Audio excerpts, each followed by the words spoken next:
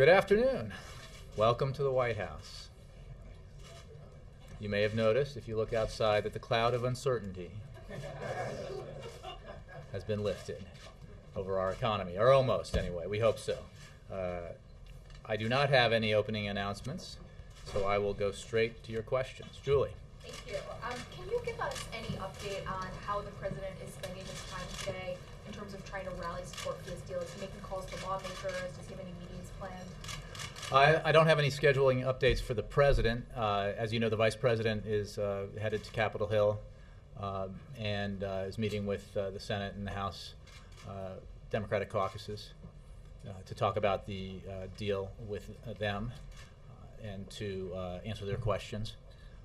So I think that's part of the process that you talk about. I don't have anything specific about the president. So the president's doing nothing today to try to Well, rally no, I didn't support say for that. I this? said I don't have any scheduling updates for you or any phone calls or meetings or conversations to read out to you. He's obviously been thoroughly engaged in this process all along through the weekend.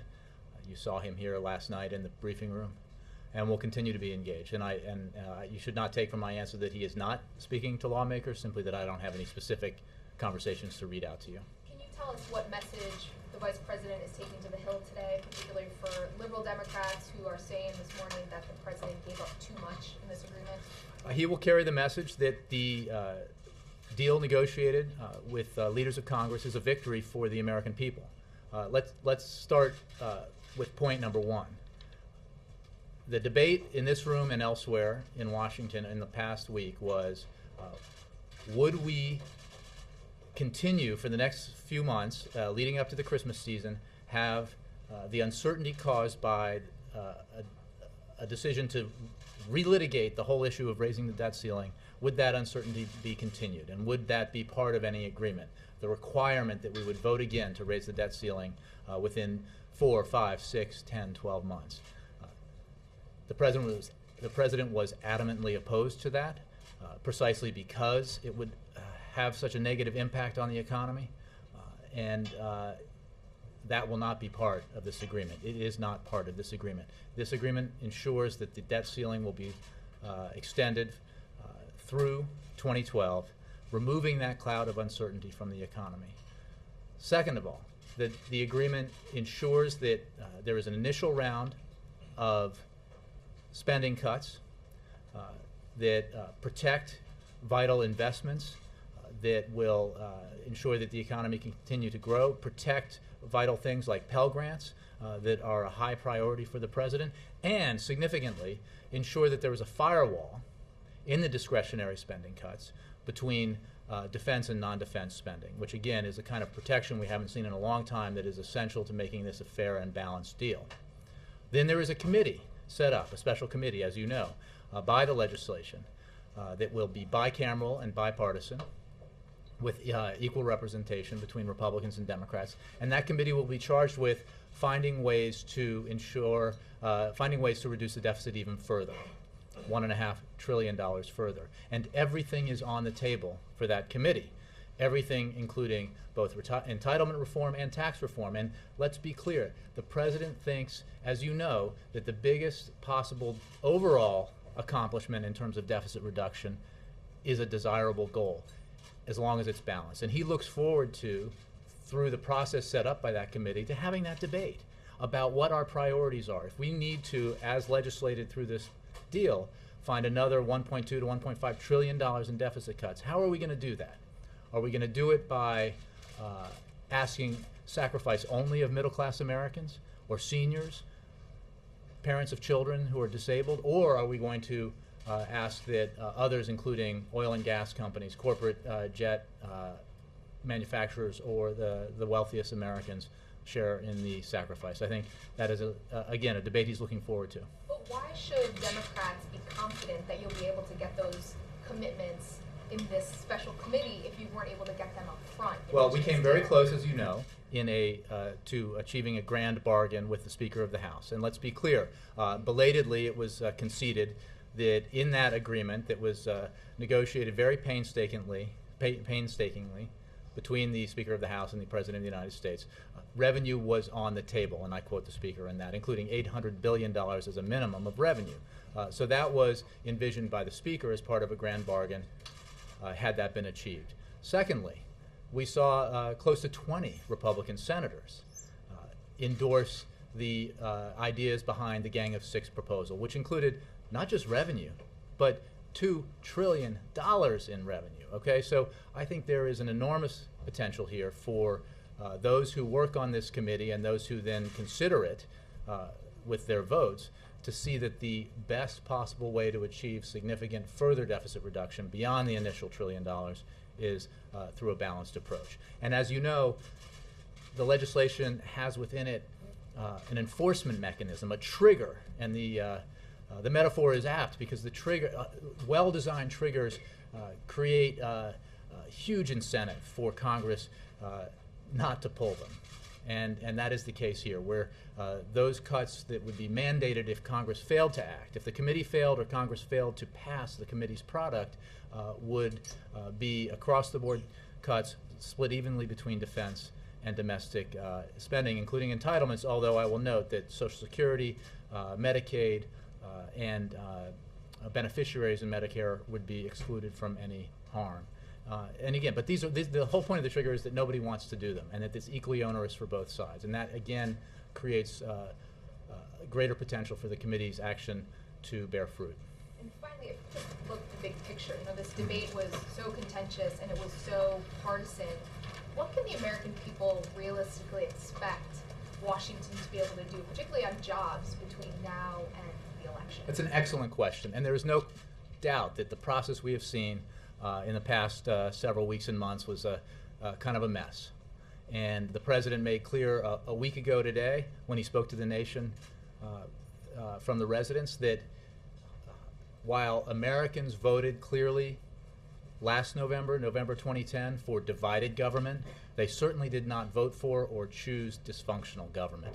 And in fact, they expect when they have divided government, when they have one party controlling some parts of the government, another party controlling others, that they will work together and together find the kind of compromise that is balanced, that is that is representative of where the American people want to go. Now, this was a mess. There is no question. It was a circus at times.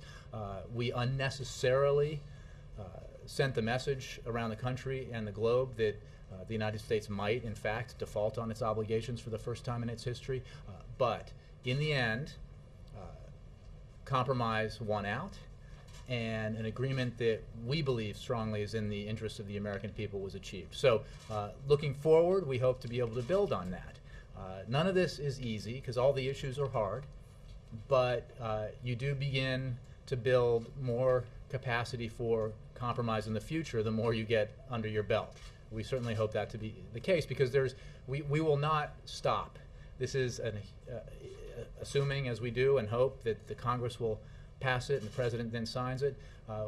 We then move on to the work of the committee and to all the other initiatives that we need to get going that will help create jobs and drive the economy. And we believe fundamentally that there is broad consensus in Washington that we need to focus on growth and job creation.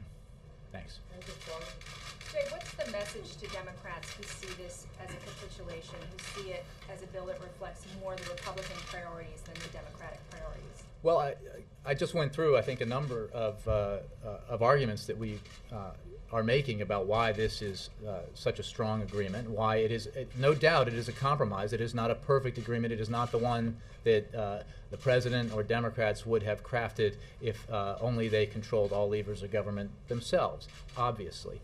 But it does accomplish some significant things, which I just went through with Julie. Why should Democrats in particular support this bill? Because it protects key investments up front in the cuts that are launched initially, the $1 trillion, including, like I said, Pell Grants, which are so vital to our future economic growth and to the education of Americans, because it creates a firewall in those domestic discretionary cuts, or rather those discretionary cuts. It creates a firewall that ensures that savings are gleaned not just from non-defense discretionary programs, but from defense.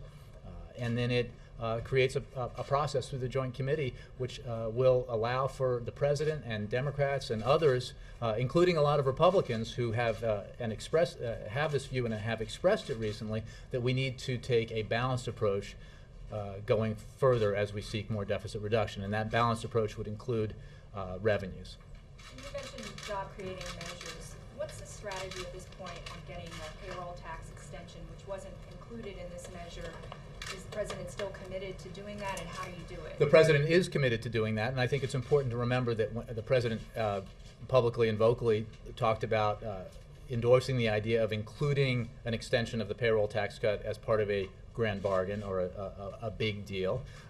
That is not the case in this deal that is short of a grand bargain, but there is no question that he will continue to push for this, and he will make the argument that it is absolutely essential to continue to put extra money in Americans' pockets as they deal with high energy prices and high food prices next year, because it was so important this year. We certainly look forward to having that debate in the fall, and he will press very strongly for it. I note that there was broad bipartisan consensus beyond the creation of this tax cut at the end of 2010, and so we certainly expect there would be broad bipartisan consensus to extend it for next year.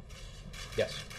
House Republicans seem to be arguing that this super committee is going to have a difficult time doing any tax reform because it's going to be scored by the CBO, and the Bush tax cuts are set to expire in January 2013. Could you comment on that? Well, I've seen that, and I would simply say that the suggestion that it is impossible for the Joint Committee to raise tax revenue is simply not accurate. It's false.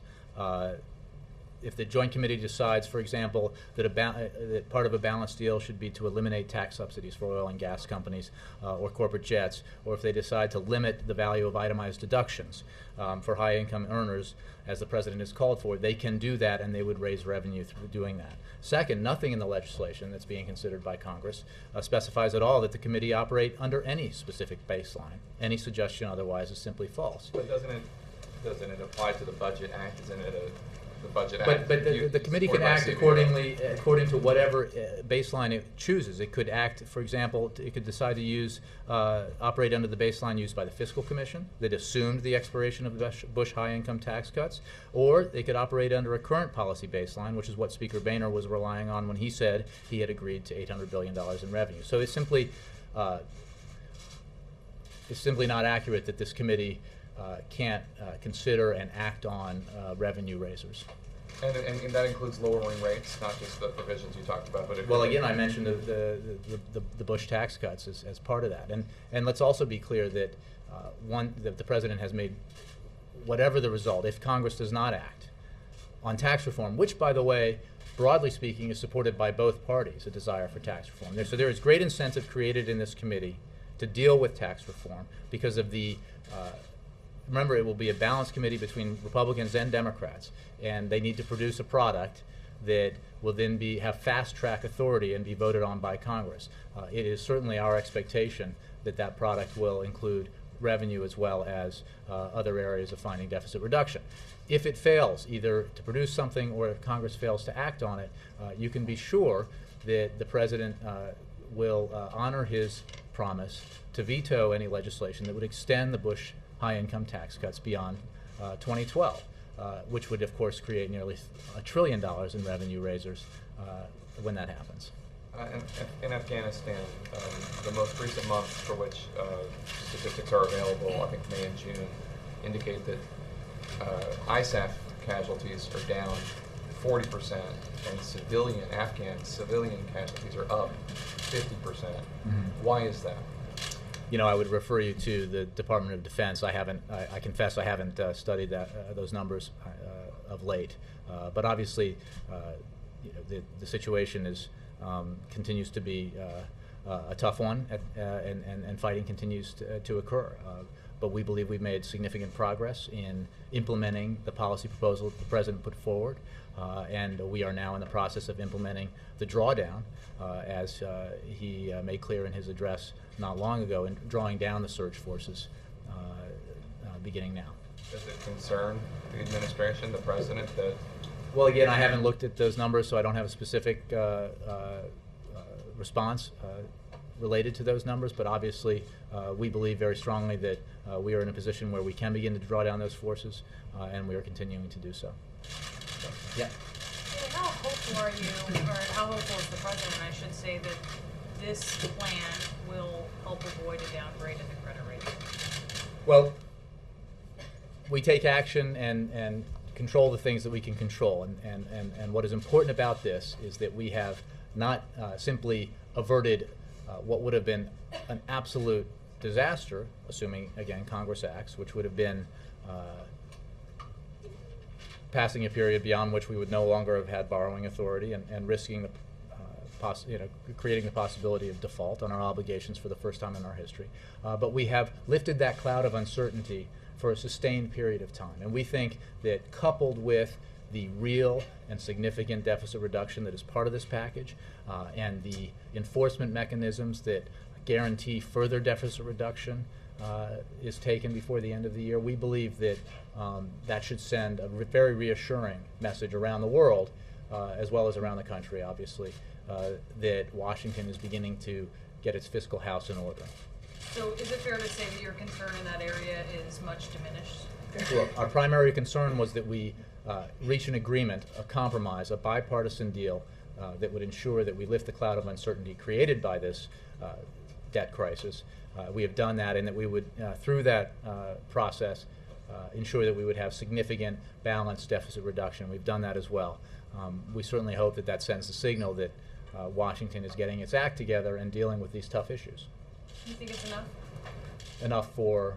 to avert that? Oh, again, I'm not. I don't really have a comment on how the rating agencies make their judgments. All I know is that we in Washington, the policymakers and the elected officials, can do the things that we can do to ensure that the American economy is going in the right direction, and that we are demonstrating that we're getting our fiscal house in order, and then hope that that message is made clear. What kind of assurances did Democratic and Republican leaders give the president that they can get the votes to pass this? Well, I think it was part of the agreement was the expectation that they could get the votes to pass this, and hopefully they will. And did you have a signing ceremony? I don't have any announcement or scheduling announcements to make on that. Yeah. You mentioned that the president and the vice president that are selling this to members of Congress by saying it's a victory for the American people. How is this a victory for the American people when it still adds $7 trillion to the deficit over the next 10 years? Because it significantly reduces the deficit, it significantly addresses some of the drivers, or will address some of the drivers of our long-term debt. And if you're asking, does the government continue to function, and do we still have to borrow money on to pay our bills? Yes, that has not been eliminated. We will continue to have a debt. The point is, economically, is to begin to get the growth in our deficits and the growth in our debt under control. And that is what this agreement begins to do very significantly. Will all the work be done? Absolutely not. That's why the Joint Committee's work is so important. And I'm sure even as that occurs and takes place, there will be more work that is necessary. But this is significant, and it should not be discounted. I mean, it's a little, not only, the ink hasn't even been printed on the paper yet, let alone signed into law, and we're already talking about how it's not substantial enough, or what the next step is. I think we ought to all take a step back and remember where we were 24, 48 hours ago, a week ago, 2 weeks ago. The prospect that was hanging out there that America would not honor its obligations for the first time in its history, and the impact that would have on our economy and the global economy. And the fact that while I got a number of questions, understandably, during briefings in recent days and weeks about why we were optimistic that we could reach a bipartisan compromise, because it looked so unlikely. The fact is, here we stand today, less than 24 hours after that compromise was reached, anticipating votes in both houses of Congress that will achieve something rather significant. Yes, that's a victory for the American people. You talked about 2 weeks ago. 2 weeks ago, the president talked a lot about shared sacrifice. Mm-hmm. He talked about ending subsidies for oil companies. He talked about ending tax break for corporate jet owners. He talked about that this was a very fair deal, where he was offering 3-to-1 spending cuts, 1 in tax revenues. Where are the tax revenues? Well, Nora, I think we just addressed this, but I'll be happy to do it again. We did not get the grand bargain up front, and we all know why. Okay, There were, as the Speaker himself said, $800 billion on the table in revenue as part of a grand bargain. There were tough choices made by both sides in that potential agreement that was not reached, and we did not get that done. The Speaker decided he could. Saying But- we gave them everything no- they wanted, and we got Nora, nothing. I feel like I've taken this question 2 or 3 times already, and I've been very clear about how that's not the case. And in fact, we got significant achievements. Well, let's step back also. The President of the United States believes that deficit reduction is important. It is a false setup to suggest that somehow $1 in deficit reduction is a loss. It is a positive thing But you for believe deficit Democrats. reduction has to be done with spending and revenue. Well, he does, and that's why he fully expects that the Joint Committee will include tax revenue as part of its consideration and its product. But as you know, throughout this process, there were cuts identified through the Vice President-led process in domestic spending, and also in the presidential-led process with the Speaker of the House. And you see that embodied in the first tranche of spending cuts that is part of this deal. I mean, that is not a negative, that is a positive. As the President made clear, progressives need to understand, and we think most obviously do, that deficit reduction is essential, done in the right way, because we need to get our fiscal house in order to ensure that we can do the things we need to do to grow the economy, make the key investments we need to make. Finally, can you address the word that the New York Times used today in a front page piece, that the President has been diminished? Well, I disagree. I think the President showed enormous leadership through this process. Again, he directed the Vice President to lead the talks with the House Majority Leader that produced basically the foundation of the initial round of tax cuts of spending cuts that were part of any envisioned compromise. He then initiated and had sustained negotiations with the Speaker of the House, which, while they did not bear fruit in the terms of an agreed upon grand compromise, they made clear through that process that for significant deficit reduction to be achieved beyond the initial round of spending cuts that are part of this agreement, there has to be balance. That was agreed upon, it was on the table, rather, put on the table by the Speaker of the House and acknowledged. It was certainly acknowledged by the nearly 20 Republican senators who endorsed the ideas behind the Gang of Six. I think a threshold has been crossed here, and the beauty of that is that the elected leaders here are catching up to the American public, who overwhelmingly support the President's position that balance is really essential as we approach these hard choices. So we think the President's leadership has been essential to that process and will furthermore ensure that the kind of deficit reduction we get in the future will be the right kind for the American people. Yeah. But Jay, where are the tax revenues? No, I'm just kidding. On taxes. on taxes, one of the ways you're selling this overall plan is that, as you started the briefing, the cloud of uncertainty has been lifted. Mm-hmm. And businesses were saying, are we going to default? The American people are saying, are my interest rates going to go up?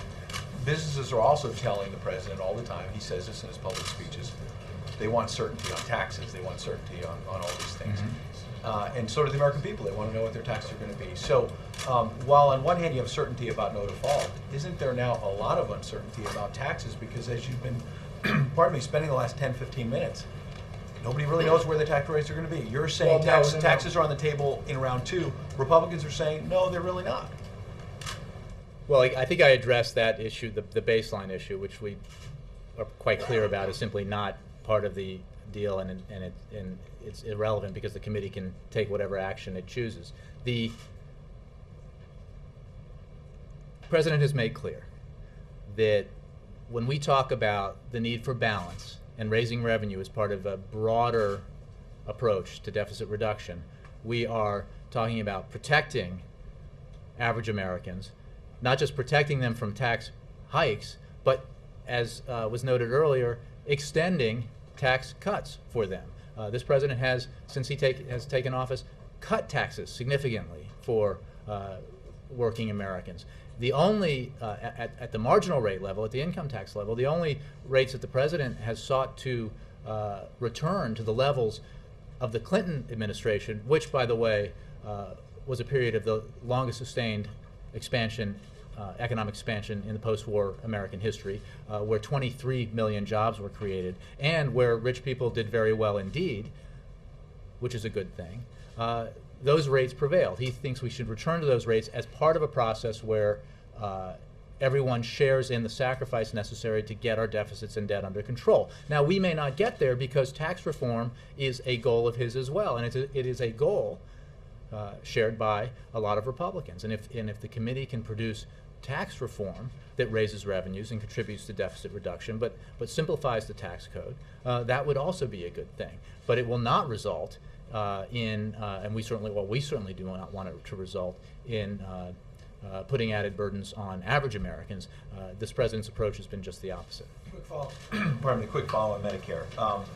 Making a big deal about saying Medicare beneficiaries will not be touched in round 2.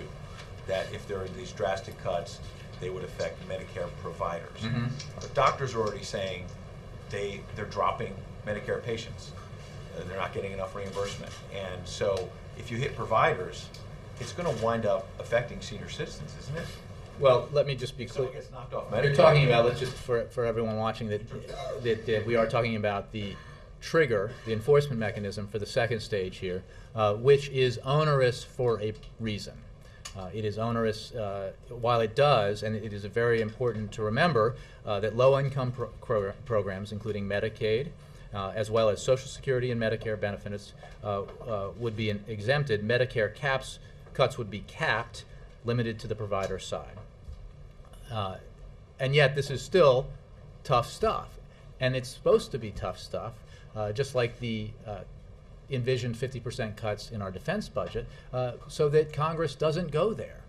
So that the whole purpose of a trigger is that nobody wants to pull it. So that focuses the mind of members of Congress on the need for the Joint Committee to produce a product that can pass in fast-track manner, pass both houses of Congress and be signed into law. And that would be a very welcome result of this. So if you're asking me, are the enforcement mechanisms here tough? Yes, the answer is they are. Right, but you're trying to sell it as Medicare beneficiaries won't be hurt. It'll just be the providers. But in fact, if providers get hit, it affects senior citizens. Beneficiaries the get program, hit. The program's integrity is sustained. Beneficiaries do not see their benefits cut. The cuts are capped and limited to the provider side. That is written into the agreement. Yes. The New York Times today, Paul Krugman wrote, "This deal will damage an already depressed economy. It will probably make America's long-run deficit problem worse, not better." How does the White House respond to that, to your criticism? Well, we obviously disagree. We think that done well, done wisely, and in a way that protects key investments, that deficit reduction will help the economy. We think that will be the case here. And it is also why, as I mentioned earlier, why the President will continue to push for the extension of the payroll tax cut that put $1,000 or is putting $1,000 in the average American family's pocket this year. He hopes to extend that next year. He believes there will be bipartisan support for doing that. So you need to that's why balance is so important. And timing, as the cuts are enacted, is so important. And where those cuts come from is so important. We believe that overall, done well, that the positive impact of the fact that Washington is getting its act together and getting its fiscal house in order will outweigh the negative effect of cuts because of the way the cuts are structured and enacted and because of the protections that are embedded in this legislation. In addition to balance, the President also talked a lot about not wanting to kick the can down the road. Doesn't this deal, in essence, kick the can down the road? I mean, it's not really dealing with any of the hot-button issues now. Well, I appreciate that. The question goes to the President's very strong desire that he articulated many times to get a grand bargain up front, which would have required that he and the Speaker reach an agreement. That didn't happen. We don't have to relive that disappointing past, but the process did produce a lot of positive product that can be used by the special committee, for example, the joint committee, going forward if they're looking at a balanced approach to further deficit reduction, dealing with entitlement reform and tax reform. There is no question that the president preferred a grand bargain up front that would have dealt with all of these issues all at once. Once that was not going to happen, what we needed to do was ensure, A, that the debt ceiling was lifted for an extended period of time so the cloud of uncertainty would be removed from our economy, and B, that we nevertheless got significant deficit reduction that was balanced. And we believe that this compromise, while not perfect, achieves that, and that while on the issue of tax reform and entitlement reform, the can is kicked a little bit down the road. The fact is that the legislation it forces action on this very soon. The committee must report out by Thanksgiving. Congress must give an up or down vote by Christmas. In terms of the way that Congress normally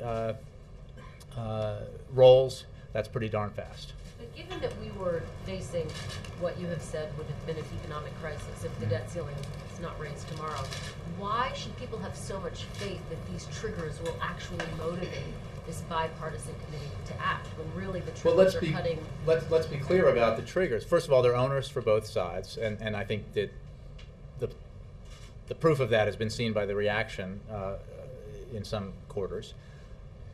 But they are designed precisely to incentivize Congress to act. What the triggers also do, if Congress, either the committee fails or Congress rejects the committee's product, is that it will ensure that significant deficit reduction is enacted anyway. So either way, you will have significant deficit reduction.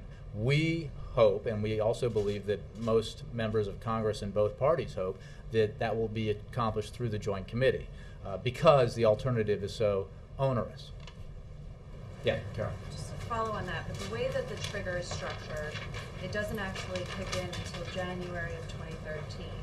So what incentive does Congress have or the committee have to act in November or December if the real pain doesn't come until January 2013? And how is this not set up so that the Republicans, the president, Democrats are having the same fight all through the election? Well, I'm sure they'll have the same fight because there's obviously an honest set of differences about how government should behave, its role, its effectiveness, and that will be a debate that will, I'm sure, take place throughout next year. The debate we won't be having is whether or not the debt ceiling should be raised. We will not have a situation where people will hold the American economy hostage in order to achieve a specific agenda, at least not until 2013. So we think that is incredibly important as a matter of economic good, and that is a significant achievement that this created by this agreement. In terms of the trigger. The provisions called for by the trigger are onerous. I think everybody agrees to that. It's a matter of law, and we do believe that Congress will want to avoid it. But your argument in that it's not kicking the can down the road is saying that Congress and the president are going to deal with this in the fall, but they really don't have to deal with this until January of 2013. But that's like saying that any law you pass tomorrow because its implementation is over a certain period of time is meaningless. It's not the case. And the fact is, it will enact into law significant reductions, whether through the Joint Committee or through the trigger provisions. And we believe that the committee will want to avoid the trigger being pulled, and therefore, hopefully, will take action in a balanced way.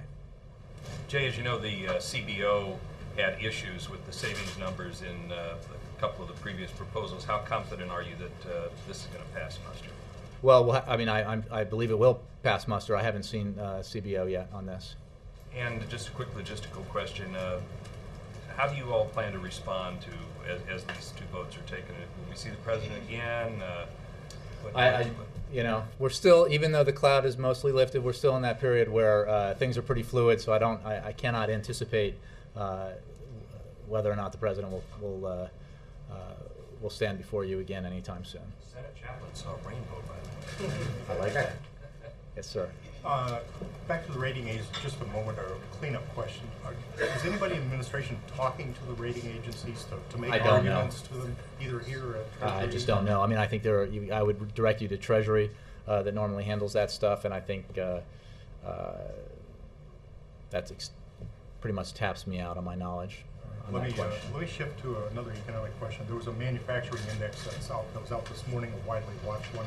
Mm-hmm. It showed U.S. manufacturing in July expanded at the slowest rate in 2 years. Mm-hmm. Many businesses citing cutbacks, just lack of demand. Mm-hmm. Mr. Sperling on the talk shows yesterday said that he saw, or the administration sees, a growth rate of possibly 3% in the second half of this year. Well, what How is that I think possible? Gene said is that there is I think that is a general consensus out there about what growth might look like in the third and fourth quarters. The ISM that you're talking about is not for the third or fourth quarter; it's for second quarter, or the July of the second quarter. So, what we have acknowledged all along is that growth is not fast enough, that job creation is not substantial enough of late, and one of the, I mean, there are a number of reasons for that. Some of the headwinds that were caused that were obviously out of Washington's control, the earthquake and tsunami that did so much damage in Japan and disrupted supply lines, and therefore had direct impact on the American economy as well as the global economy, and the higher fuel prices that were caused by, in large part, by the Arab Spring and the unrest there. So. And then the ongoing issues in Europe. So, we continue to manage the effect of those headwinds. We believe that it is very important that we have hopefully averted what would have been the most substantial headwind of all, which is a default for the first time in our history, and that that will contribute to a more positive environment that we hope will allow for greater growth and job creation. You don't have a lot of tools left, though, in your quiver. We got a quiver. Yeah. What sort of lawmakers would the White House like to see, or what characteristics on the Joint Committee? Oh, I don't. I know there's an urge to leap forward. I don't know yet. Well, I think what we would like to see is people who are serious about the task, who are serious about the need to take an approach that can create a consensus and that is balanced, and who believe that significant deficit reduction is in the country's interest if it's done well and in a balanced way. Yeah. You've used words like it was very messy, it was a circus. I think the president himself said that the crisis was imposed by Washington on the rest of America. I mean, there's a sense that it was self-imposed, self-created crisis. What, in retrospect, then, what could the president and the White House have done differently over the past month that would have averted such a self-imposed crisis, in terms of performance, in terms of managing this? Well, I'm sure we'll all have time to look back at this, and we'll read your TikToks with great interest when you write them about how it all unfolded. I mean, we feel that the president made very clear what his priorities were. He tried to force the process forward at every juncture, through beginning with his framework, through to the creation right after that of the negotiating body led by the vice president, his sideline, offline negotiations with the Speaker of the House, his constant exhortations to Congress to be willing to compromise because the American people so demanded compromise.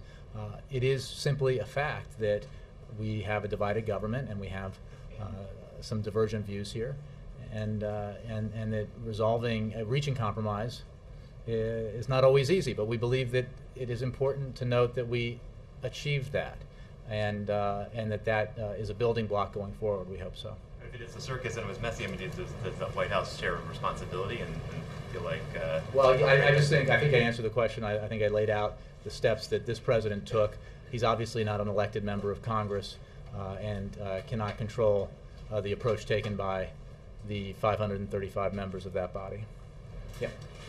Jay, when people talk about the trigger and the automatic spending cuts, it seems to be portrayed as the Democrats won't want to risk deep cuts to entitlements, Republicans won't want to risk deep cuts to the Pentagon budget. But don't deep cuts to the Pentagon budget also threaten the administration? We are not in support of cuts of that size. The president laid out in his framework his belief that working with then Secretary Gates and now Secretary Panetta, that we can identify a further $400 billion over 12 years in reductions in defense spending. And we achieve pretty much that, something on the order of that, in this first round of firewalled discretionary spending cuts.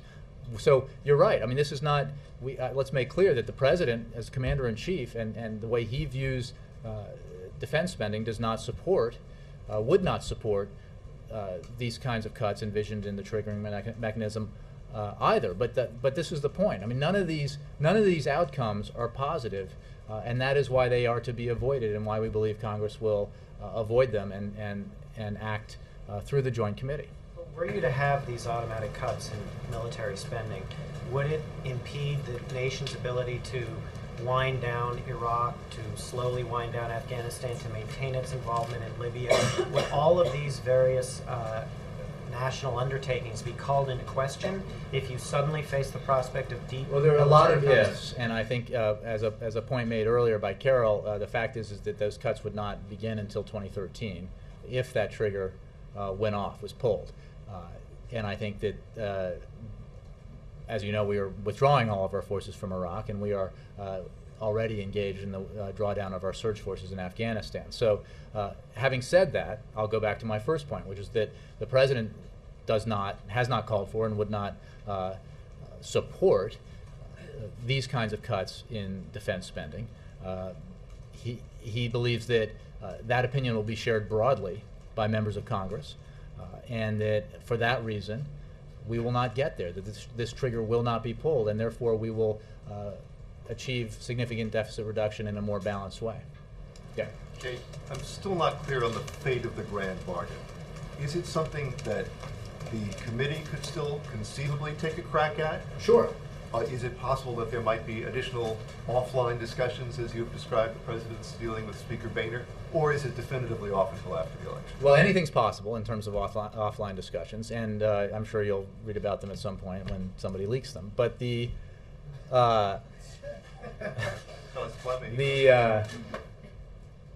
obviously a portion of the grand bargain will have been acted on already, the upfront, the initial spending cuts. What I was talking about, what has been provided by the work, the positive work that the Speaker of the House and the President did, is a lot of detail about how you could get to significant tax reform and entitlement reform, and the savings that you could glean from that, the deficit reduction you could glean from that. And while the committee may have its own ideas between what the President and Speaker of the House were working on, the Gang of Six proposal, Domenici-Rivlin, Simpson-Bowles, there's a lot of their work will have been started for them, and they can frame a package that we believe will hopefully achieve significant deficit reduction in a balanced way. Further deficit reduction, looking at the hard issues of entitlement reform and tax reform. Do you expect that they're ever going to produce a $4 trillion package? Well, the $4 trillion, the 3 to 4, depending on where we ended up, included within it the spending cuts that will have that are part of this deal that was reached yesterday. So the answer is not in that form. But I think that if we are going to get upwards of $3 trillion in deficit reduction through the agreement reached yesterday, and assuming as we do, or hoping as we do, that the second tranche of that will come through the action of the Joint Committee and the vote by Congress on the product of the Joint Committee, that it will include the kind of balance that was being worked on by the Speaker and the President. April. April's right here. I'm sorry, April. I saw you and then I looked over there. No, I was going to call, and then I'm going to call an Ann, the other A. Yeah. Okay, April, you go. I called your name. You're next. Oh, thank you. Jay, It's like a trick, pass and you go now. Yeah, you know a lot about tricks. Leading up to the agreement, the President kept talking about compromise. He kept talking about compromise. Was this a true compromise, or did Republicans get more of a compromise than the President? We believe it's a true compromise, and I enunciated rather early on in this session many of the reasons why, and the accomplishments that we believe make it a deal that Democrats should support, or we hope they do support. Nobody here, and I think you're hearing it from the other side as well, believes they got everything they want, because they didn't get everything they want. It is not an agreement that could have been crafted by the president or Democrats alone, and it's not an agreement that could have been or would have been crafted by, as we've seen through the measures that they have tried to enact, by the House Republicans alone or Senate Republicans. So it is a balanced compromise reflective of a divided government in a situation where action had to be taken by Congress, and therefore some sort of consensus had to emerge, bipartisan consensus or compromise had to emerge from Congress. Now, also on the ratings agencies, did this, some office within this campus send the ratings agencies during the process information as to what they were looking at? Because throughout the process they kept saying, oh, you know, you're going to lose your credit rating, your AAA credit rating and things of that nature, you're going to default. Was this administration actively sending credit agencies and rating agencies information about possibilities for an agreement? Well, I don't know about I don't know a great deal about the communications that administrations have with the rating agencies, but I know that they have communications, I believe they have communications as a regular matter as the ratings agencies seek information about what's happening and that sort of thing. But I would refer you to Treasury for more details. I'm going to ask you one final question with that. Do you believe that S&P, Standard & Poor's, overstepped their boundaries because Americans, taxpayers, were very concerned about the credit rating? People were, some critics are saying that people were made anxious. There was anxiety about this. There was I don't really have any response because it's simply not for me to evaluate an independent rating agency's processes. But I will say that there was reason to be anxious. Absolute reason to be anxious. While we remained justifiably confident that in the end Congress would do the right thing, that the leaders would all be true to their word and take action to ensure that we would avoid default, that prospect was there, clearly.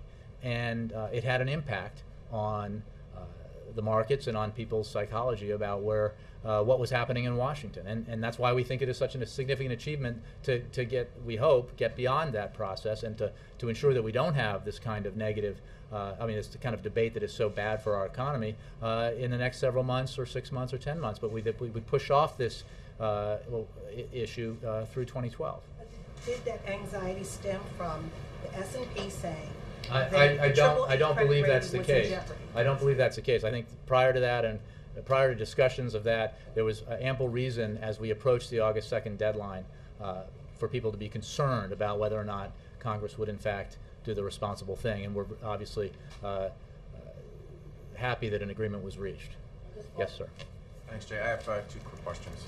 First of all, throughout this process, you and everybody sane pretty much has agreed that the threat of a default was a catastrophic one. Mm-hmm. So I'm wondering why the response from the outset wasn't, well, we can talk about what you want after you put the pin back in the grenade. And what are the chances that that's how the president will respond when this comes up in his second term? I like the phrasing. I like the notion, the confidence that we'll be discussing this in early 2013. I honestly haven't lifted my sights to the horizon there to anticipate what that discussion or what that debate will look like. Clearly, as all of you have noted in your pieces, this debate will continue about the broader issues between Democrats and Republicans, the president and his opponent when there is one. There's no question that debate will continue, and the president looks forward to that debate as we move towards next year's election. What was important is that this action be taken and that Congress acts today and tomorrow to ensure that we do the right thing by our economy and by the American people. The political debate around this will obviously rage on next year and beyond, and that's the nature of our politics. I mean, why even let that, a political issue get tied to a doomsday thing like the debt ceiling? Why not just say, we're not going to talk about that? what the reality is that statutorily Congress has to act to raise the debt ceiling. You are correct that in the past, while it has sometimes been an unpleasant vote for members of Congress, it was not used in this way, and we found that unfortunate. But that was the reality that we face, and through this process, we were able to accomplish some important goals, including extending the debt ceiling through 2012, but also achieving the kind of upfront deficit reduction we believe is significant in a way that's balanced between defense and non-defense discretionary spending, and create a mechanism that allows, hopefully, for the enactment of further balanced deficit reduction through entitlement reform and tax reform. My second question, you talk about the triggers being onerous to both sides, but I mean, there's really a third side involved here, the Tea Party. And you know, if the threat of a default didn't make them blink, what makes you think, given the opportunity to defeat revenue increases, that they won't say, sure, you know what, cut away, it's right in our briar patch? Well, I think that the trigger mechanism is devised in a way that there is unpleasantness for everyone of pretty much every political persuasion up on Capitol Hill, and that if we get to that, we hope we don't, there will be, or when we get to the stage of making choices about voting for what the Joint Committee produces, that there is an assessment made by the leadership in both parties and others that, again, this is a lot of ifs here, but that what will have been produced by the Joint Committee to achieve this significant further deficit reduction is a far better approach than what would happen if the trigger was pulled.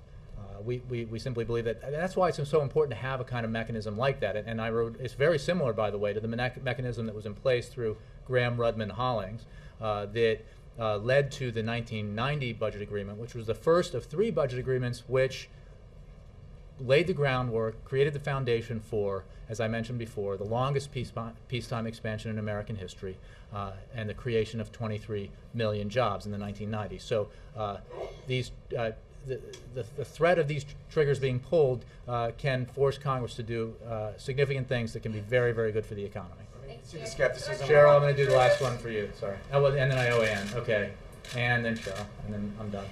2 months from today, new fiscal year, does this process mean that the president just expects a continuing resolution by September 30th, or does Congress continue to work on appropriations? Oh, Ann, please don't make me dive into that debate today. I don't even know. I mean, we're keeping hope alive here for positive negotiations and agreements with Congress. Cheryl. And amazingly, my question was similar in that, did you get any agreements from Republicans that they aren't going to extract spending cuts for continuing resolutions? Because they are going to have to redo all their appropriations bill now under the new tax. I think the agreements that were made between Democrats and Republicans and the White House are all written down for you to see. I don't have none other that I'm aware of. Thanks, guys.